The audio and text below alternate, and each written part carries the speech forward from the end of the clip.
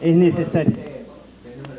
Es necesario tan apresuradamente pedir préstamos a los buitres y en principio al Fondo Monetario. Bueno, esas son decisiones financieras que está tomando el gobierno, que fue legal y legítimamente elegido y que tiene atribuciones para hacerlo. Lo que me parece que eso no tipifica su conducta. Lo que tipifica y clarifica su conducta es lo que hizo con el precio de los alimentos. Por eso cuando me preguntó el periodista anterior cómo califico a este gobierno, lo califico de brutal.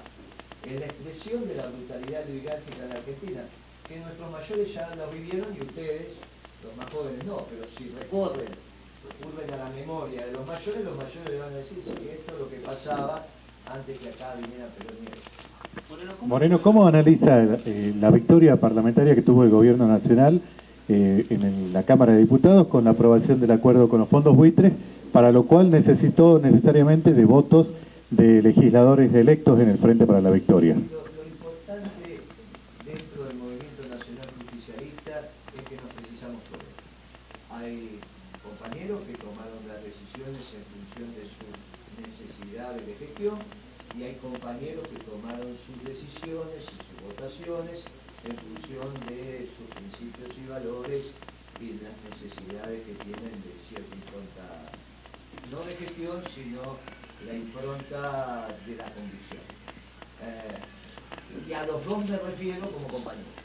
El movimiento nacional justicialista necesita de todos sus hombres, porque para confrontar contra la brutalidad oligárquica nos necesitamos todos juntos. Así que esta es mi opinión. Ahora, disculpe, Sí, en el marco de, siguiendo un poco la línea de Pablo, ¿usted no piensa que hay muchos peronistas que han abdicado de sus principios en la votación y han votado por un proyecto absolutamente enfrentado ideológicamente incluso a lo que es el peronismo? No, el único que creo que ha abdicado de los principios y valores del peronismo es el diputado que acompañó al presidente a Davos, en Suiza, donde le fueron a rendir pleitesía a la oligarquía mundial. No porque lo diga yo, lo dijo el diario de la Nación. En Davos se articulan las 63 familias que tienen tanto ingreso como el resto del mundo, menos esas 63 familias. Ahí fueron a rendir pleitesía. Fueron dos, el presidente y uno pretendido nuestro. Ese sí que abdicó de los principios y valores que claramente enseñó Eva, que se expresan en la doctrina del Perón. Pero para el resto de los compañeros yo soy muy cuidadoso de adjetivar. En realidad nos precisamos todos de alguna manera vamos a construir la nueva década ganada y sobre esa base nos vamos a encontrar. Respeto que haya otros compañeros, como puede ser tu caso, que tengas otra... Que no tiene paciencia ya. No, está bien, está perfecto, pero me estás preguntando mi opinión. Yo no digo que vos no tengas capacidad de expresar, te digo con todo gusto y cariño. Lo que digo no es mi opinión. Mi opinión, yo quiero ser en esto muy prudente. Aquí hay uno solo de los nuestros que viajó a Davos con el actual oficialismo que expresa el proyecto oligárquico. Y salimos a caminar el país para evitar que él se transformara en el presidente del partido y fuera el desembarco oligárquico también en nuestras playas. Ya la oligarquía está conduciendo los destinos de la nación a través de la presidencia. El peronismo decidió que no conduzca su destino también. Bueno, salimos a caminar, le pedimos a los compañeros que se afilien y estoy en condiciones de decir que desde la orden que dio el general Perón en la década de los 70, donde instruyó a todos los militantes del Movimiento Nacional Justicialista que se afiliaran a su herramienta electoral, el Partido Justicialista, esta que acaba de terminar, es la segunda afiliación masiva más importante de la historia del Perón. Así que hemos cumplido. Moreno, ese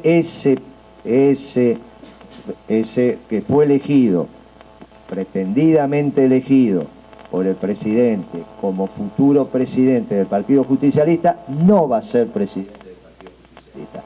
Y este es un logro de todos. Moreno, el PJ se encamina en las internas del partido. ¿Cómo ve este panorama y si se siente cercano a alguno de los dirigentes que aparecen como figuras de esta conducción?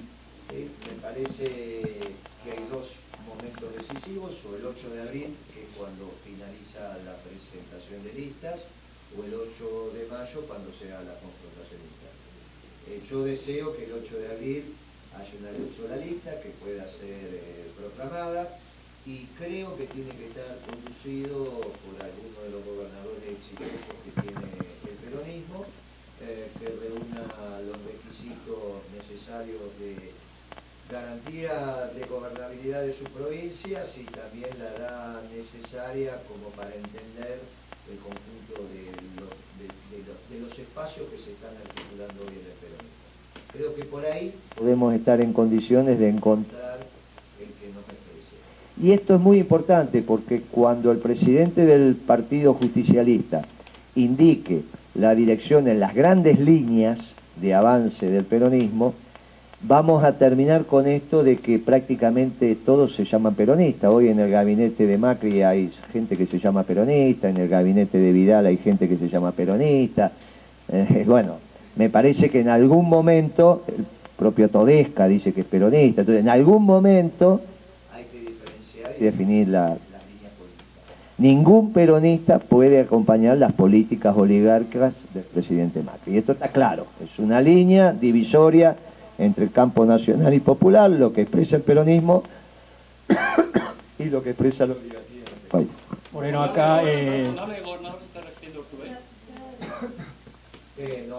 En el caso del gobernador Urtubey, que merece mi máximo respeto, ya dije que es un excelente coronel joven y que no es necesario apresurar su carrera, no es necesario que el peronismo elija a un coronel joven de teniente general, porque entonces tenemos que pasar a repetir una serie de generaciones. Pero me parece que solamente ese es el detalle.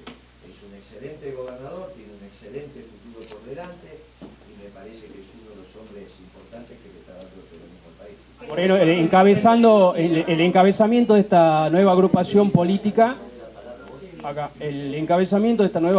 política, busca posicionarlo de cara al 2019, y la segunda, preguntarle sobre los dichos de Elisa Carrió con respecto a los pagos a los fondos buitre, que los ex ministros del kirchnerismo deberían sacar de su bolsillo para colaborar y pagar a los fondos buitre. Bueno, de la declaración de la señora Carrió no hay nada sistemáticamente. Con respecto a la primera pregunta, no.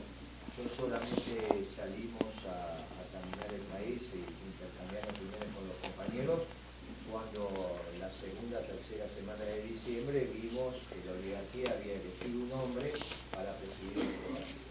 Y nosotros teníamos que decirle a los compañeros que el peronismo confronta contra el proyecto oligárquico y que no lo podía asumir como tal. Esto fue tan así que en el editorial del diario La Nación, el 31 de enero del 2016, esto queda solamente análisis que lo confirmaba. La Nación le informó a través de su editorial orgánico al presidente Macri que se tenía que conformar con este solo mandato y que después tenía que venir la alternancia. Exactamente lo que nosotros estábamos diciendo. Pero la alternancia que estaba solicitando la Nación era precisamente a través de la figura de Massa. Dentro del mismo proyecto oligárquico, dos alas, el ala macrista y el ala de Massa. Por eso fueron juntos a la cuna de la oligarquía mundial. Nosotros salimos a confrontar contra esa idea, conversando con los compañeros, le dijimos que el instrumento adecuado para activar en una dirección contraria era afiliarse y conseguimos la segunda afiliación masiva más importante de la historia. No porque lo hicimos nosotros, sino porque el pueblo peronista se dio cuenta cuál era la herramienta que tenía que utilizar para impedir el desembarco de ellos en nuestro caso. Buen día, Guillermo. Acá en representación de Arbia y de FADICRA también, Federación de Cooperativas de Comunicación, así que vamos a, también de los movimientos sociales, pero también como prensa. Vamos a replicar esta conferencia y el acto de hoy a más de 30 medios en todo el país, cooperativos. Bueno, preguntarle desde ese espacio que me acabo de presentar, si considera que en estos últimos 12 años, 12 para 13, en nuestra patria. Con la conducción de Néstor y de Cristina, sí se generó una nueva cultura política con raíz peronista en nuestro país, y si es afirmativo, ejemplos en el campo popular, ejemplos en el pueblo. Ahí vemos a un compañero conocido también, que ha dado declaraciones para mi parecer, de una nueva práctica política con raíz en el peronismo, como decía, y con mucha juventud. El peronismo hace 60 años que se viene elaborando de generación en generación y lo va a seguir haciendo hasta terminar con la pobreza en este país. Ese es el mandato que tenemos de Eva. Lo que hicieron Kirchner y Cristina como mejores exponentes de su generación, cuando llegaron a la edad de gobernar la nación, gobernarla dentro de los principios y valores del peronismo. Y fuimos exitosos. Obviamente hemos cometido errores, hemos cometido, como todo gobierno, diversas situaciones que en su momento se podrán explicitar, pero claramente nosotros hemos sido un gobierno exitoso dentro de la lógica de encarar el gobierno de los gobiernos peronistas. Básicamente fuimos un muy buen gobierno peronista. Moreno, buen día. Decía que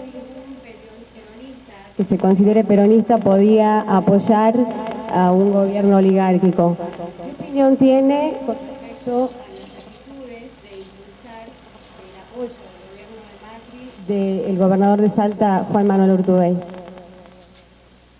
Yo lo que estoy diciendo es que el peronismo, cuando elija a su presidente,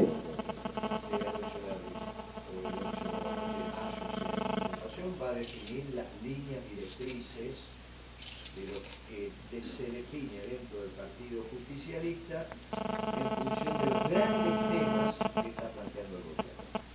Y ahí va a estar claro que el peronismo no va a acompañar ese tipo de políticas que empiezan a clarificar, como el precio de los alimentos, a un proyecto oligárquico. Después hay matices, pero en las grandes líneas de avance ningún peronista lo va a acompañar. Ningún peronista lo va a acompañar. Y si no, sí, claro, solamente un mes o 60 días a lo máximo. Gracias. Señor Moreno, ¿cómo lo va? Gracias. Castillo, que habla de la revista La Columna Vertebral y de Periodismo de la Mesa. Quería preguntarle con respecto a las paritarias que están en este momento en vigencia y que se está debatiendo en el ámbito sindical. El gobierno ya puso un tope, dice que más del 25% no va a aceptar ningún tipo de aumento. Si esto es posible, ¿cuál es su opinión con respecto a este tema? Me da la sensación que no se está dando en esa dirección. Acabo de leer que convalidaron el incremento de 20% por un semestre para los empleados mercantiles. Así que veremos cuando terminen de discutirse todas las paritarias si ese techo se expresa o no se expresa. Me da la sensación que va a estar más cerca del 30-32 que del 25. Esa es la sensación que tengo. Pero veremos. Me parece que es una política adecuada cerrar, me parece que es una propuesta interesante cerrar por un semestre y después ver en el segundo semestre qué es lo que va aconteciendo con la inflación. Me parece que es adecuado. ¿Qué gobernador reúne esas características que usted señaló como conductor del PJ? Para usted, ¿quién debe ser el conductor del PJ? Y además nombró un gobierno exitoso. ¿Milagro Sala es el signo de ese éxito? Bueno, no sabía yo que Milagro Salas había sido parte del gobierno, pero si usted quiere saber mi opinión sobre Milagro Salas, no hay ninguna duda, pero no como parte del gobierno. No fue parte del gobierno, o sea, habría que reformular la pregunta. Pero preferiría que me la reformules en lo que te querés saber con precisión de Milagro Salas, pero no asociada al gobierno porque no era el gobierno. Bueno, dejamos esto. ¿Se escucha cuando hablo así? Sí, dale, vamos. Entonces, la segunda... Bueno, dale, vamos. El gobierno. ¿Quién va a estar a cargo del PJ? Muy bien. ¿Quiénes son los gobernadores o exgobernadores que reúnen esos requisitos. Creo que sin duda el compañero Infran, gobernador de Formosa, creo que sin duda el compañero Gioja, el gobernador en este caso, no tengo ninguna duda del compañero Urribarri, y creo que, bueno, seguramente habrá otros candidatos que los vamos a discutir en la mesa, pero me parece que entre esos tres vamos a tener el futuro presidente del Partido Justicialista si hay lista unidad. También está la alternativa de que no haya lista unidad y bueno, ahí habrá confrontación y nosotros tenemos vocación de presentar listas. Si llega a haber más de 2 listas en el Partido Justicialista, yo voy a armar una lista con mis compañeros del Movimiento Obrero Organizado y los sectores empresariales y hasta seguramente les vamos a ganar. Pero hay que esperar. Muy bien. ¿Qué es lo que querés saber de Milagro Salas? Primero, si es muestra del éxito del gobierno. No, pero no fue parte del gobierno que yo sepa. Un gobierno de una situación social económica, Milagro Salas con las cooperativas muestra una realidad social del país y la forma en que recibía dinero que está investigando la justicia también muestra otra parte, tal vez un nexo indirecto entre el gobierno y ella. Muy bien, ¿cuál es la pregunta concreta? Porque o es un éxito, no fue funcionario del gobierno, no lo fue. ¿Es una muestra del exitoso gobierno que usted indicó? A ver si entiendo, no es que no te quiero contestar, quiero que precisemos la pregunta para ver. Vos lo que me estás preguntando, si la política social del gobierno, escuchame un poquitito, si la política social del gobierno fue correcta, ¿cómo se impulsó tomando como ejemplo a Milagro Salas? ¿Esa es tu pregunta? Usted dijo que era una gestión exitosa. De mi gobierno no hay ninguna duda. Bueno, yo necesito el nexo entre la misión exitosa de nuestro gobierno y Milagro Salas. Por eso te digo, el nexo sería, a ver si yo entendí para poder contestar, no es que no te quiero contestar, te voy a contestar y tengo todo el tiempo del mundo para contestarte, pero quiero precisar la pregunta para entenderla. Vos me estás preguntando, ¿el éxito de las políticas sociales de nuestro gobierno se expresa, entre otros ejemplos, en la financiación o el tipo de políticas o la articulación que hubo con las organizaciones sociales que conducía Milagro Salas? Sí, desde ya que sí. Es una compañera que hoy está sufriendo las mazmorras de la oligarquía y que tarde o temprano va a ser sacada de las mazmorras de la oligarquía, como tantos otros militantes populares. Este gobierno es brutal y entre otras brutalidades es que sin procesamiento, sin imputaciones, tiene detenida a un ciudadano en sus mazmorras. Y esto lo pide el Parla Sur. Si diretes hay de todo tipo, pero por dichos y diretes no nos podemos guiar. Tenemos que ver la información objetiva que yo tengo y que vos tenés. Después si alguien te contó que dicen, que no dicen, ese es un tema de la justicia. En lo objetivo, lo que yo sé, que pidió una entrevista con el gobernador de Jujuy y le fue negada. Y yo fui testigo de la entrevista de ella con su santidad. Alguien que se encuentra con el Papa y le pide una reunión al gobernador, no creo que por eso tenga que estar presa. Ahora, si después de las investigaciones que corresponden, de los procesamientos, de los derechos a defensa, bueno, esto se verá. Pero hoy por hoy, en los hechos objetivos, es que nadie sabe por qué está presa. ¿Está imputada por la asociación ilícita? No, la verdad que si el que esté imputada, ni siquiera, si es que está imputada, puede ser que la hayan imputado de corto plazo y me haya... La verdad que me parece que todavía ni siquiera está procesada. Vos lo que me decís es, el juez tuvo semiplena prueba para empezar a avanzar y la va a procesar. Sí, eso quizá pase, pero la verdad que eso todavía no sería firme cuando lo haga un juez de primera instancia. Tiene que ir de segunda y de tercera, porque son hechos muy graves hasta que esto quede firme. Sin embargo, está detenida. Y eso yo lo tengo a Mañeto, a través de la presidencia, denunciado por un crimen de lesa humanidad hace años al señor Mañeto, y ni siquiera en estos momentos ha sido llamado indagatorio. Entonces, ¿cómo puede ser? Entonces, evidentemente estamos en una justicia que está tomando cosas, y esta exaltación no tiene que ver con lo tuyo, estoy hablando de los delitos. Vos me decías asociación ilícita y yo te digo, Mañeto se quedó con una empresa en la sala de tortura. Está probado. ¿Perdón? Una niña torturó. Torturó a una niña, 27 años tenía Lidia Papaleo cuando la torturaron. Y le sacaron la empresa. Y eso está probado. Obviamente, en sede administrativa tiene que ser probado en la justicia. Ahí está el juicio, ni siquiera fue llamado a indagatoria.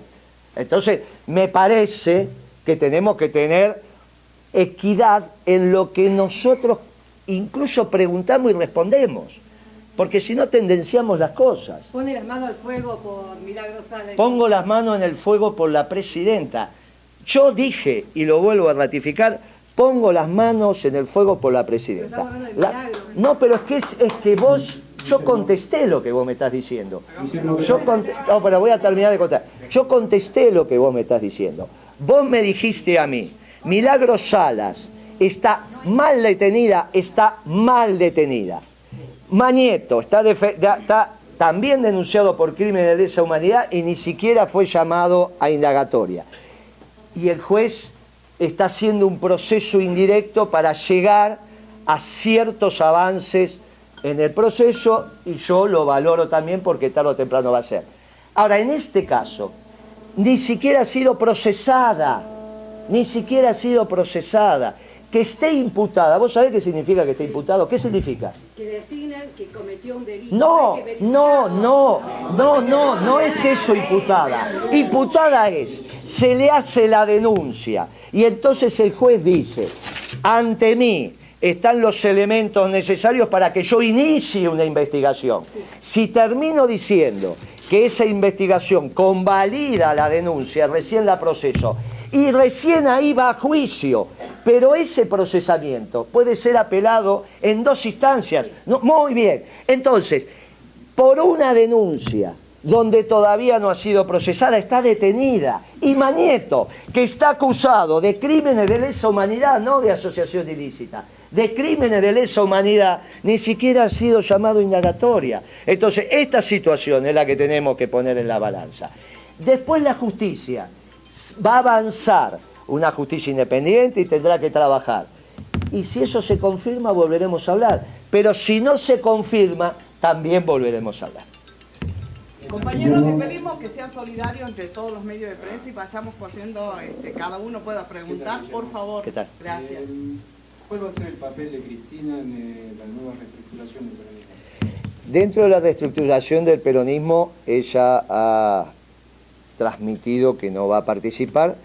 Si ella lo desea, yo soy muy respetuoso de lo que hizo y mucho más respetuoso de su silencio. Pero el día de mañana todos sabemos que el peronismo tiene una vocación frentista y yo aspiro a que el peronismo, lleno de peronistas, con todos los peronistas en el Partido Justicialista, integre el Frente para la Victoria. Y ese frente también va a integrar otras realidades, como por ejemplo el Partido Comunista, que también pretendo que esté lleno de comunistas. Yo no conozco mucha gente que pueda conducir esas dos realidades de un frente. Si ella lo desea, creo que es la persona más apta, si ella lo desea. Guillermo, para Ocupo.com, preguntarle sobre el rol del Estado frente a las grandes empresas y las limitaciones a la hora de multar a las mismas. ¿Sabés que se me acopló, creo que dijiste el rol? El rol del Estado a la hora de multar a las grandes empresas, ¿no? El Estado tiene la obligación de velar por el bien común y por lo tanto indicar la línea de avance entre otros elementos de la política económica. No necesariamente hay que multar a las grandes empresas, no necesariamente las grandes empresas siempre tienen un accionar equivocado. Durante mi gestión al frente de la Secretaría de Comercio, nosotros encontramos algunos métodos de comunicación que nos permitió que las grandes empresas también acompañaran nuestras políticas. El problema es si el Estado define la línea de avance también para las grandes empresas o las grandes empresas definen la línea de avance para el Estado. Este es el problema. En nuestro gobierno nacional y popular pasó lo primero. La sensación parecería ser que en este gobierno pasa lo segundo. Si vos ponés los propios empleados de estas grandes empresas a tomar decisiones políticas, va a ser difícil que esas decisiones políticas confronten contra los que anteriormente fueron sus patrones. Me parece que es obvio, porque en realidad ellos se ven transitoriamente en estos lugares, entonces después van a volver. Yo no lo veo a Aranguren tomando decisiones contrarias contra el interés de Shell. No sé si alguno lo ve, pero a mí me parece, el hombre trabajó 30 años en Shell, 30 y pico de años en Shell, que ahora tome decisiones que atenten contra Shell, si Shell genera situaciones que atentan contra el bien común, y yo no lo veo. Ahora, si Shell no atenta contra el bien común, no hay por qué tomar esas decisiones. No es obligatorio el hecho de que sean una gran empresa, ¿se entiende? Moreno, con respecto a lo que dice el dirigente radical, que dijo que hace falta que venga Moreno para poder actuar por ejemplo en los controles presos. ¿Eso quién lo dijo? ¿Quién lo dijo eso? Sanz. ¿El senador Sanz? ¿Radical? No opino sobre lo que hablan los radicales, no es un tema que me... Compañero, Guillermo, ¿cuál es el mensaje que se está trayendo por el norte hacia la unidad de las bases? ¿Por qué no nos explicás un poquito? Sí. ¿Cómo hiciste? Nosotros en realidad estamos llevando el mismo mensaje al norte, al centro, al oeste, al sur, en la medida que nos invitan y podamos brindar nuestro mensaje. Acá estoy muy agradecido al movimiento obrero salteño que nos permite este espacio de reflexión y especialmente a su secretario general. Lo que le decimos es: impidamos que el proyecto oligárquico se instale también en el peronismo. Esto es lo que nosotros sentíamos que teníamos que decirle a los compañeros ya en la tercera semana de diciembre. Por eso salimos a caminar casi todo el país. A los 70, 80 días de estar caminando, yo estoy en condiciones de decirle que con certeza Massa no va a conducir el Partido Justicialista. La pretensión del diputado Massa era: en el 16 me quedo con el peronismo, en el 17 soy senador nacional por la provincia de Buenos Aires y en el 19 soy presidente de la República. Esa era la línea de avance de él. La primera parada ya no la cumple, no va a ser presidente del Partido Justicialista. La tercera, que es ser presidente de la República, también lo quiere el diario La Nación. Pero bueno, un peronismo organizado y explicándole al pueblo que no puede acompañar un proyecto oligárquico, me parece que va a ser definitivo para esas aspiraciones. ¿Cómo se explica que esto es un proyecto oligárquico? Y al único que le interesa que el precio de la comida esté en los niveles que está es la oligarquía. La mitad de la comida que ustedes comen se hace sobre tierra alquilada. Entonces, la relación entre el producido de esa tierra, que la producen pequeños y medianos productores que alquilan la tierra, y el costo del alquiler es directa. Cuanto más alto esté el producido de esa tierra, más puedo cobrar de alquiler, lo que se llama renta agraria. Bueno, la dirección es directa, la vinculación es directa. Esto fue la confrontación del peronismo que le tocó hacer a Perón con la oligarquía, y esta es la confrontación que tuvimos nosotros en la 125. A pesar de esa tontería técnica que hizo el actual embajador en Estados Unidos, que bueno, era una persona sin experiencia y sin conocimientos técnicos, hizo ese memarracho, lamentablemente, es una de las cosas que nos tenemos que autocriticar. La realidad es que de fondo lo que estaba en discusión era el precio de los alimentos. O vos tenés el precio de los alimentos en función del poder, del salario de los trabajadores, lo cual te da un poder adquisitivo razonable, que te permite que los trabajadores tengan capacidad de ahorro o de compra de otros productos.